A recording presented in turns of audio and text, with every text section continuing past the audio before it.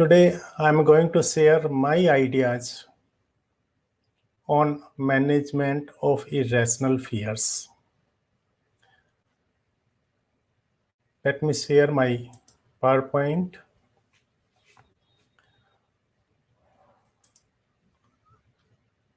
First, we must understand what is a fear. Fear is a response. That means it essentially contains an identifiable stimulus. There can be any number of stimulus, I'll be elaborating shortly, which can evoke a fear response. So it is a simple, in the simplest term, it is a connection between stimulus and fear. Now we must appreciate what makes a fear response a rational response and what is an irrational response.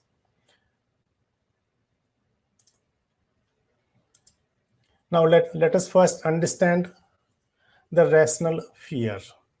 A rational fear is an objective fear, number one. Number two, the nature of stimulus is unsafe. When an unsafe stimulus elicits a fear response, we consider it as a normal, healthy emotion, a rational fear. For example, if a snake appears in the room where you are sitting, a poisonous snake, you all will have a fear reaction. Why? Because the stimulus is dangerous. And fear response is an adaptive response which makes us to ensure our safety by fight, flight, so that we can preserve our life. In that case, the fear response is required, desired, and healthy. Now suppose there is a snake in your room and you don't get scared of it. It is a poisonous snake and you don't know how to rescue yourself. In that case, you will not have the idea of rescuing yourself. You can put your life at risk. In that case, not having the fear is abnormal. Not having the fear is a problem. For example, if you encounter that there is a kid, there is a snake, what will be your natural response? To protect the kid. And if you don't protect the kid, that not having that fear is abnormal. So the current pandemic scenario, we are seeing that people are moving around without mask, without sanitization, without physical distancing, in crowded place, high-risk places. Those places are naturally risky, unsafe stimulus. And if a group of persons not having that fear is living in denial mode, unhealthy mode, which can be danger to them. So in irrational fear, the nature of a stimulus is, in case of rational fear, the nature of a stimulus is unsafe. So it is fear, irrational fear is a reaction to unsafe stimulus. Now let us consider what is irrational fear. In case of irrational fear, the stimulus is safe. In a response to a safe stimulus, if someone is scared, then we call it irrational fear, because there is no reason why one should be scared of in that situation. For example, pet dog, it is a safe stimulus. Pet dog living in the family, other persons are living. No family member is scared of. If any one person is scared of this safe stimulus, pet dog, then this is irrational fear. Now, let us understand it with one more example. There is a snake, you have a fear. There is a threatening stimulus. Am I audible?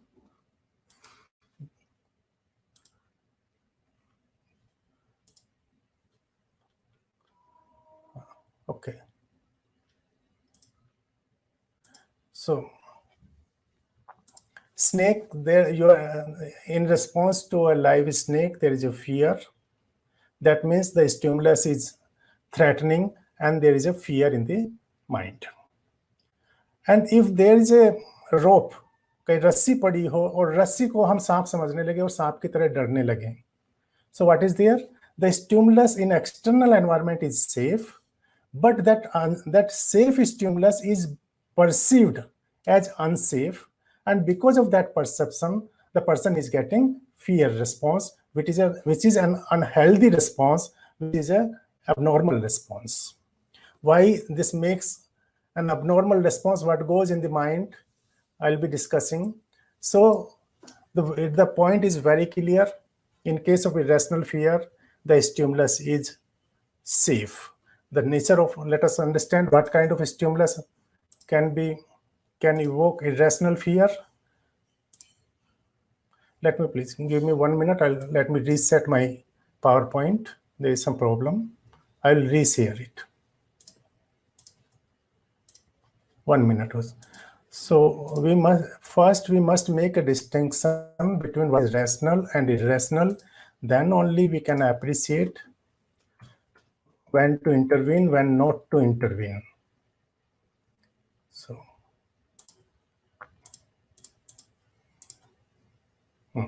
good. It is, I'm just 1 minute, please.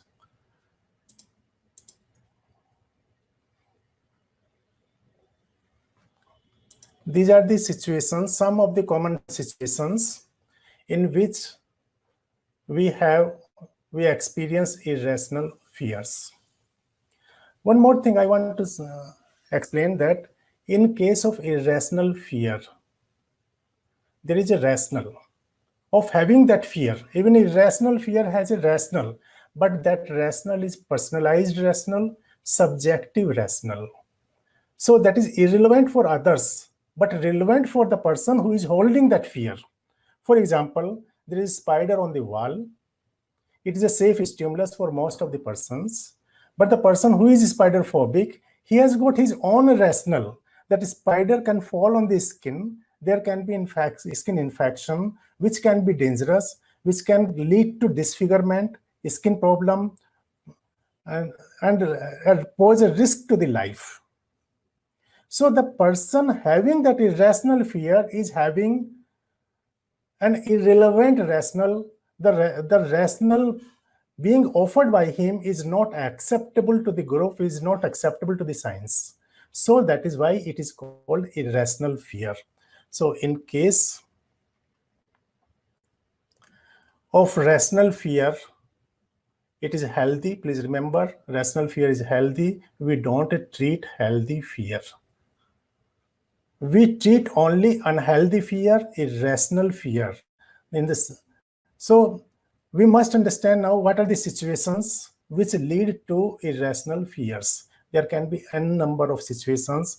I have listed some of the situations, common situations in which people present with irrational fears.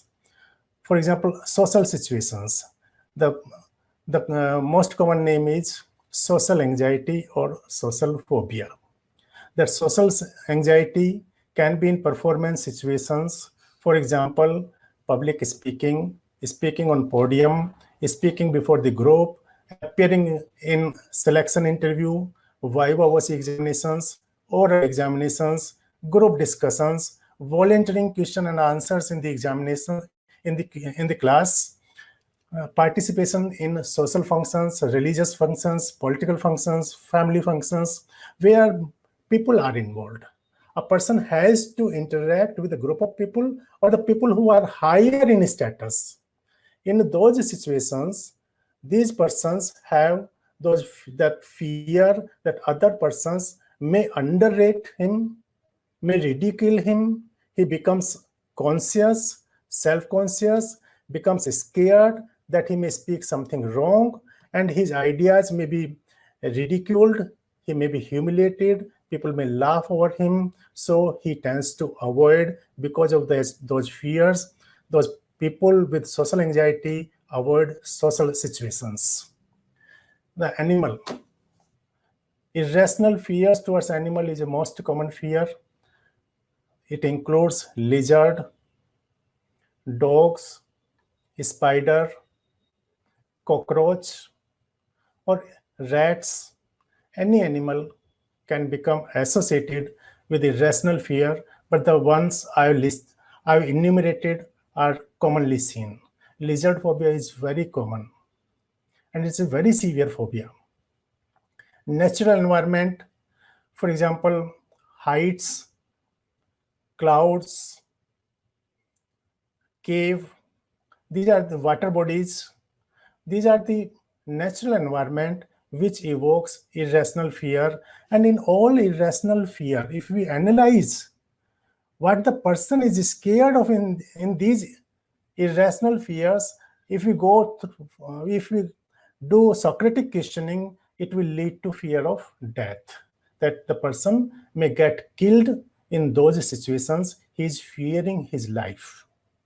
And the disease we call illness anxiety disorder. For example, the irrational fear of having HIV infection, cancer, brain stroke, dementia, jaundice, any kind of fatal illness.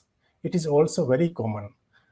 And particularly in panic anxiety disorder, the patients are scared of having a heart attack. They get admitted themselves in ICU, in emergency situations, in emergency medical services, because they get that feeling of pounding heart, rapid heartbeat. So they get really scared of having a panic attack. And the persons, I've seen the patients who are persistently carrying the idea that they may get HIV, brain stroke, jaundice, and similar fatal diseases. And there is a group of disorders we call obsessive compulsive disorder. These persons remain scared of contamination, any dirty object. A teeny dirty object can evoke panic reaction in these persons. They remain scared that they can spread contamination to other clean objects. Contamination may get spread to religious objects. भगवान माफ नहीं करेंगे, भगवान नाराज हो जाएंगे, नरक में डाल देंगे, अगले जन्म में बदला लेंगे. Like this, they have those kind of cognitions because of that fear of contamination, that everything they can spoil, and they keep on cleaning themselves out of that fear of contamination. Then fear of religious places. There are group of people who get this fear of religious places, the obscene thoughts towards God, goddess, and they remain highly scared that they are having ill thoughts, obscene thoughts, aggressive thoughts towards God, goddess, and that can lead to punishment by God. Bhagwan maaf nahi karenge, badla lenge. And they remain highly scared. They avoid religious places. So these are some common situations in which people carry the irrational fears in their mind. So the irrational fear is in the mind, and the rational fear, the object of rational fear, is real in the external environment. Now I'll be sharing a couple of case studies. This is a case of 52 years old lady who came to me one evening at my residence with 8 years history of panic disorder and agoraphobia. She was referred by one of my non-teachers, faculty in a college. She came to me. Immediately within 5 minutes interview, I could know that she is having panic disorder and agoraphobia. She was having that rapid heartbeat for a brief period of time, as if she is going to have a panic attack, she is going to die, and she has restricted her activities going outside, because if she goes outside and if there is a panic attack, she may not get medical facilities. Hospitals, nursing home may not be accessible to her. So she started living in her home. She was not leaving her home alone. She had to accompany with her husband or someone else. Even at home, she was not able to stay alone. Even in bathroom, she had to make her maid wait outside. If something happens, panic attack happens, something happens, then she can be taken to a medical emergency. So I could know that this is a disorder. I told her, are you aware of your condition? This is a panic disorder with agoraphobia. She told me that on first time she heard these names. So I was a bit surprised that she didn't know the name of her condition, her disorder. Then I referred her to a psychiatrist that first you take medications for a couple of weeks and then come back to me, because the condition was very severe. So she consulted a psychiatrist, continued their medical treatment for 3 months. Somehow she was not having desired relief. She again contacted me after 3 months. I was a bit, I told her she should have come after a couple of weeks only. Why she waited for 3 months? That she informed me that she waited that only medicine alone can lead improvement in her condition. It is true that in some cases medicine alone can make changes, definite changes, but there are many cases in psychological treatment is required along with medicine for desired results. So I instituted psychological treatment. And my treatment was very clear. The rationale of my treatment was there, very clear, that whatever she is having in her mind, whatever she is repeating to herself, the cognitive aspect, the cognition in whatever cognition she has regarding her condition, her outcomes of her condition, that was causing the problem. For example, I'm very clear, heart attack हो जाएगा, heart attack हो सकता है, fainting हो सकती है, मर जाएंगे. So these are the statements these people say. Patients with panic disorder, they are really scared कि panic attack हो जाएगा, repeat हो जाएगा, heart attack हो जाएगा, मर जाएंगे. So my exposure is exposed to the direct cognitive component.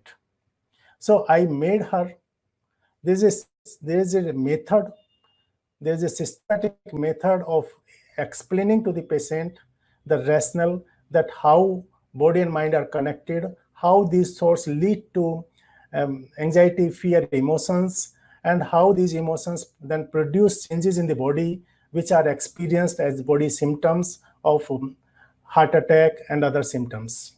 So there is a model of psychoeducation. First, I psychoeducated her, and she got convinced with my explanations, because when I had told her about her diagnosis of panic disorder and agoraphobia, she went back, she browsed the internet, she could relate that exactly this is the condition she is suffering from, and for 8 years she had not known what was her disorder.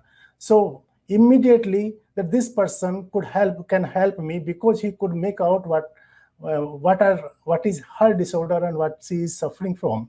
So immediately the rapport was established, and I explained her the rationale, and then I instituted the exposure which I am telling right now. It is very fast. In fact, when we implement, it's a very gradual, very delicately woven kind of exposure which we introduce to the patient, because the conditions of the patients are usually very severe, and in those, the severe is the condition, less is the treatment. That is the formula. It is not that more severe is the condition, more severe is the treatment. No. For psychology, it has to be very low, minute doses of exposures. So I introduced very minute doses of exposure. I rely on modeling that, okay, for myself, just listen to me. I'm telling for me that मुझे heart attack हो चुका है, मैं heart attack से मर चुका हूँ, मुझे कोई मेडिकल फैसिलिटी अवेलेबल नहीं हो पाई है, मेरे पास में कोई नहीं है जो मुझे मेडिकल फैसिलिटी को ले जा सके, I am dying of panic attack, of heart attack. So this is the modeling procedure, and this rapid, whatever I repeated just now, is not done in that manner. This stage comes later on with gradual exposures. Then after some time, she started speaking, heart attack ho chuka hai, heart attack ho chuka hai. And whenever she says this word, heart attack ho chuka hai, crying, lots of crying happens, lots of releasing this fear emotions.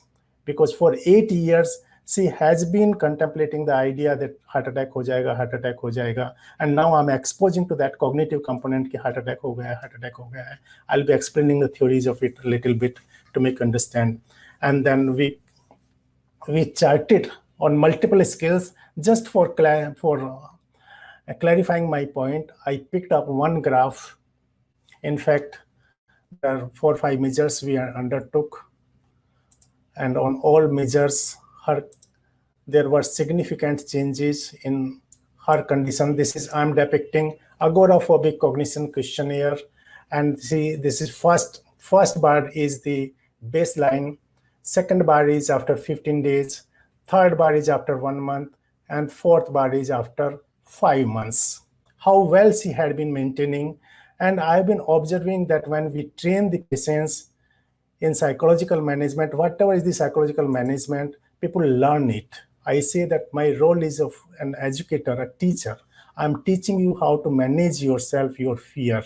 So it is not that I'm managing your fear, I'm teaching you how to manage your fear. So learn my techniques, apply in your day-to-day life, and once you begin to apply, there will be definite changes. There's extraordinary, remarkable changes in her life. She had resigned from her job. She was having secondary depression, lots of fears, and it all got removed with the intervention of this exposure, cognitive exposure and medications.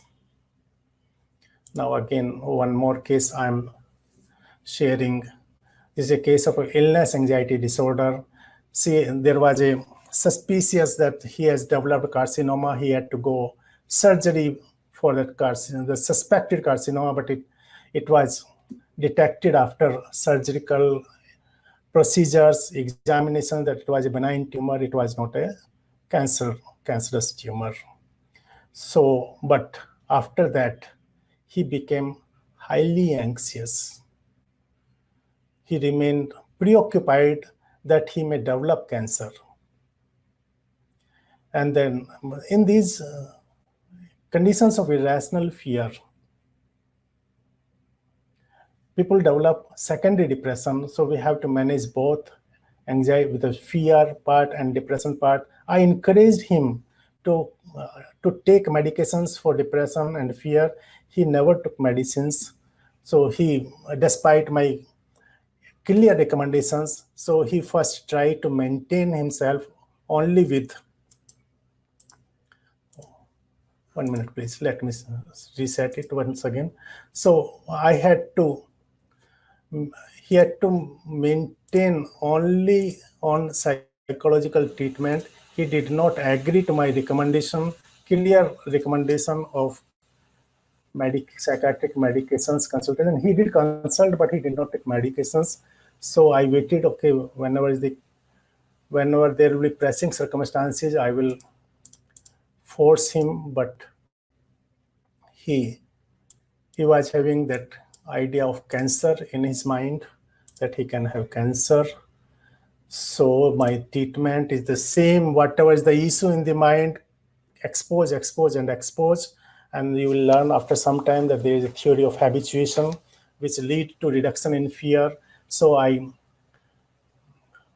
made him to repeat within session and between session that cancer ho chuka hai.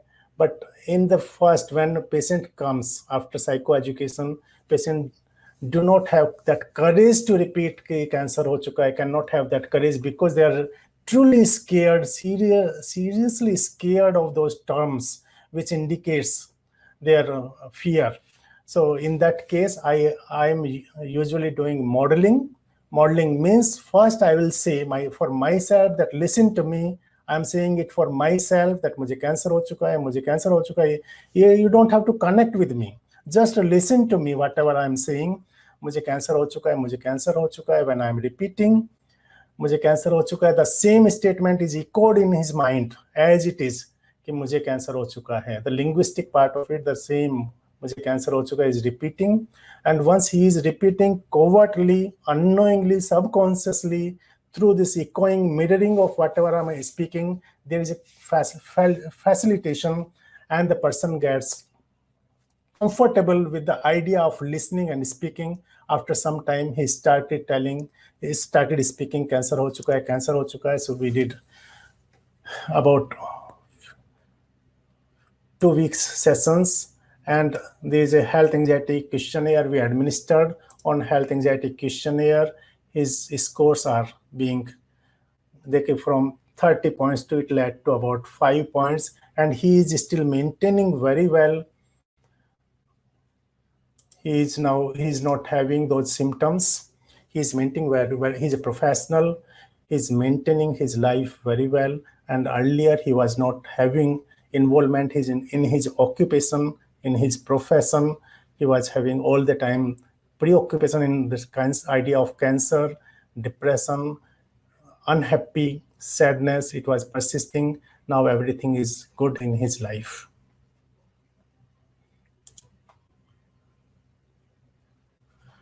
Dog rabies, so I think the time will be less, so let me please skip these cases. There are a lot of cases. Once nas ho jayega, so there's a book. This is the first case, a very interesting case, but it will consume lots of time. I'll share some other time. Those who are interested can read from my book, which is freely accessible, can be downloaded from cognitivedrill.com. So I'm skipping these cases. There are so many cases. So let me explain some of the theoretical basis, what I'm doing. So SR theory, we in psychology are very, very familiar, since the days of graduation, we have been learning Pavlovian conditioning, Skinnerian conditioning, SR theories of learning, that there is stimulus and there is a fear reaction, and Watson's experiment, the little Albert experiment, that loud noise, white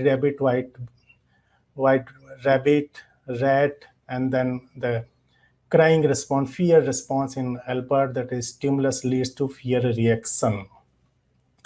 And that condition, that the idea of this SR theory, which explains phobia, is that the stimulus is essentially safe. That means the stimulus in phobic reactions, irrational fear, is a conditioned stimulus. It is not an unconditioned stimulus. It is a conditioned stimulus. And if it is a conditioned stimulus like bell, it has a value like a bell. And if it has a value like a bell, and if you continuously press the buzzer, press the bell, it evokes salivation, it elicits salivation for certain number of trials for some time. And if continuously we keep on exposing, it leads to extinction. That is the basis. So similarly, if there is a phobia of anything, so for example, a spider, continuously expose a person who is having this irrational fear of a spider, expose in variety of conditions, variety of stimulus, make it as generalized. There's a phenomenon of generalization in classical conditioning and also in operant conditioning, that the similar stimulus elicits the similar response. So we expose the person to a conditioned stimulus in a variety of situations to promote generalization. This is the SRT, simply based on stimulus. Animal models, that is this classical conditioning model, bell elicits salivation. So I'm skipping the explanation of unconditioned stimulus, but at the end conditioning, it is SR theory. And now the exposure treatments. So far, we are learning so many types of exposure methods. I'm summarizing all exposure techniques in this. These techniques are based on SR model. The SR model says, stay with the conditioned stimulus. continuously stay with the stimulus. Now, the task of experimenter, the task of psychologist, clinical psychologist in applied setting is how to stay, how to make the person stay. That has to be, uska tana bana kaise buna jaye, how to introduce that exposure, how to make the person remain exposed, because he has been avoiding. Avoidance is avoidance contains element of negative reinforcement, which reinforces the avoidance behavior from the addition of operant conditioning in the maintenance of phobia. That means conditioned stimulus leads to fear. Up to this point, this is classical conditioning, the two-factor model, and then it leads to avoidance behavior. Avoidance behavior is an operant behavior, and which is reinforced by negative reinforcement, and the fear reaction is maintained.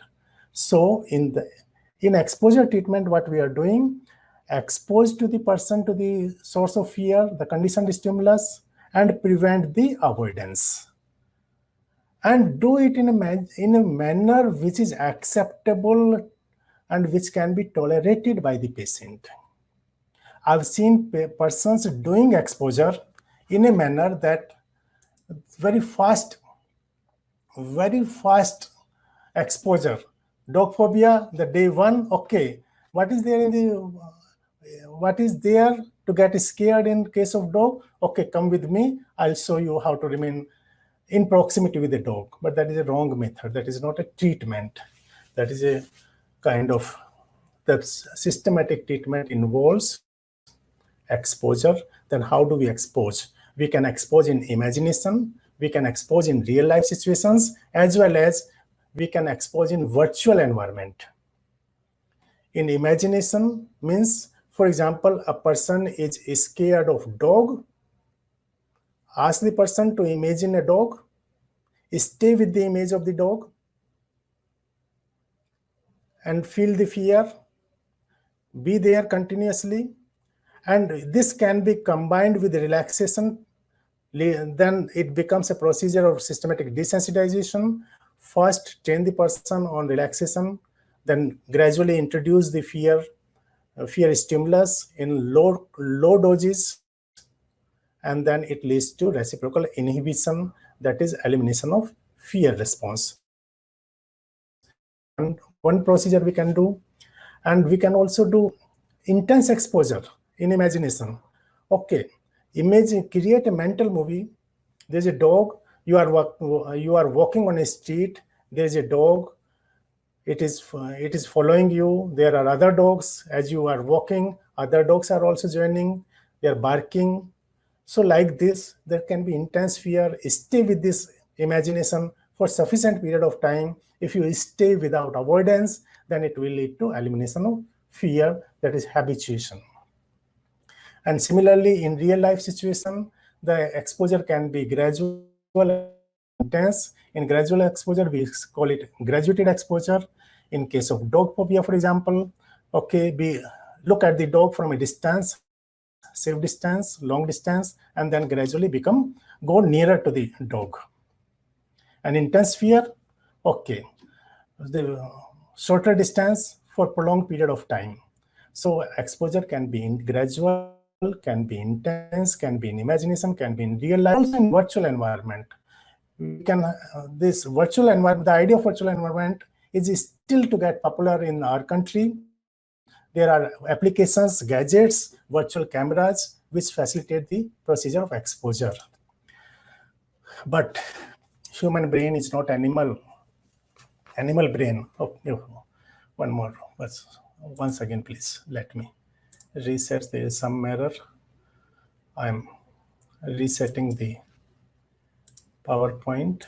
Human brain is not same as the animal brain. It has got higher cognitive functions, thinking, analysis, analyzing information, anticipating, so many cognitive functions we are endowed with.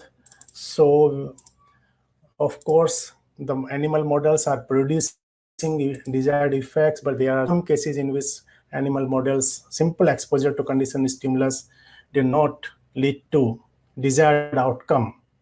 So we can raise the question, what is there in the dog? What is there in the dog? Why the person is looking very keenly while walking on the street, looking at the presence of dog, whether there is a dog, how many dogs, what route can he take up. So there is cognitive activity. So there is an anticipation of feared stimulus as well as feared outcomes. So in psychology, we effectively summarize this idea through SR theory. See, there is a conditioned stimulus and there is an anticipation of danger. Anticipation of danger leads to fear reaction. It is not the stimulus per se, but the anticipation of dangerous outcomes attached to safe stimulus leads to fear reaction. For example, lift is a safe stimulus. When the idea of suffocation, the idea of death, idea of entrapment in the lift gets attached to the object lift, it can lead to fear emotion. So human beings are not passive. It is not as simple as conditioned stimulus. So there are related cognition, feared outcomes, feared expectancy, which leads to fear, irrational fears. And that when we call irrational fear, we are essentially talking of rationality and irrationality, the cognitive aspect of it. So we cannot ignore cognitive component, the rationality and irrationality part from our discussion, from our dealing of phobia. So when we are saying that it is irrational, a person is rational, why highly intelligent persons, why highly rational persons, the scientists, they are carrying the irrational fear in their mind. What is there? So because that irrationality is grounded in emotionality. The emotions, there is an emotion of fear which is not making the person get the idea corrected. What is, for example, there is a professional, a medical professional having a fear of lizard. Very well knows that lizard is not poisonous, is not dangerous. Very well know, is still having that fear of lizard. Why? Because it is tied with the fear reactions, fear emotions, how it get tied. That is the question. So we have theories to explain, but the personal experience, personal adverse experience, or the theory of social learning, by observation, person learns the fear, by personal experience, person learns the fear, or by information transmission. Someone fed the information to the person that the object is dangerous. There are three modes through which we can acquire fear. So in SR theory, we say there is a stimulus, then there is a covert activity, the black box activity, the activity in the brain, cognitive activity, which leads to fear response. Now let us understand briefly what is O variable. O variable is organismic variable. The inside the brain, the inside the mind, what goes in case of fear of dog, fear of height, fear of spider, fear of examination, fear of public speaking, agoraphobia. In all these conditions, the future in mind. Fear is future and the future in mind is the problem. How? Please note these statements. Dog may bite and catch rabies. कुत्ता काट सकता है, rabies हो सकते हैं. ऊंचाई से, height से मैं गिर सकता हूँ, पेनफुल डेथ हो जाएगी. स्पाइडर मेरे ऊपर गिर जाएगा, स्किन इन्फेक्शन हो जाएगा. मैं एग्जाम में फेल हो जाऊंगा, एम्बेरसमेंट हो जाएगा, मेरा कैरियर स्पॉइल हो जाएगा, लोग मेरे ऊपर हंसेंगे, मेरा ह्यूमिलेशन हो जाएगा, मैं ऐसी जगह फंस जाऊंगा जहां से निकलना मुश्किल होगा, जहां मेडिकल फैसिलिटी नहीं मिलेगी, कोई मेरी देखभाल नहीं कर पाएगा, कोई मेरे बचा नहीं पाएगा. All these cognitions are future. I call it future in mind. Fear is future. दोनों एक ही राशि के हैं. And once that future perspective is removed from the mind, then it gets healed. Then how do we expose? So now we have two options to expose. One, expose to the bell, that is conditioned stimulus standalone, or also exposed to the feared outcomes, anticipated fears, कुत्ता काट लेगा, rabies हो जाएगी. That is anticipated fear, feared outcome. So what I'm doing, I'm exposing the patients along with conditioned stimulus to the feared outcomes by changing the time frame, past, present, and future. I'm converting that future frame of reference in the present or past. For example, कुत्ते ने काट लिया है. Form a mental image of dog or see a photograph of dog or see a dog in real life and repeat to yourself, इस कुत्ते ने मुझे काट लिया, रेबीज हो गई है, इस कुत्ते ने मुझे काट लिया, रेबीज हो गई है. रोज रात को सोने के पहले 15 मिनट इसको पढ़ के सो जाओ, कल्पना कर करके सो जाओ. रियल लाइफ में भी करो, इमेजिनेशन में भी करो, लिखो भी. मल्टी सेंसरी इनपुट इसमें दीजिए. जितना इनपुट आप दोगे उतना ज़्यादा काम करेगा. स्पाइडर मेरे ऊपर आ गया है, मुझे स्किन इन्फेक्शन हो गया है. So what essentially I'm doing the lead from conditioned stimulus and I'm focusing on feared outcomes, anticipated outcomes. And once there is habituation to the fear response to anticipated outcomes, there is a very good generalization, very good learning. I'm seeing very good response in many patients. So I'll be taking question answers. Thank you very much for giving me this opportunity.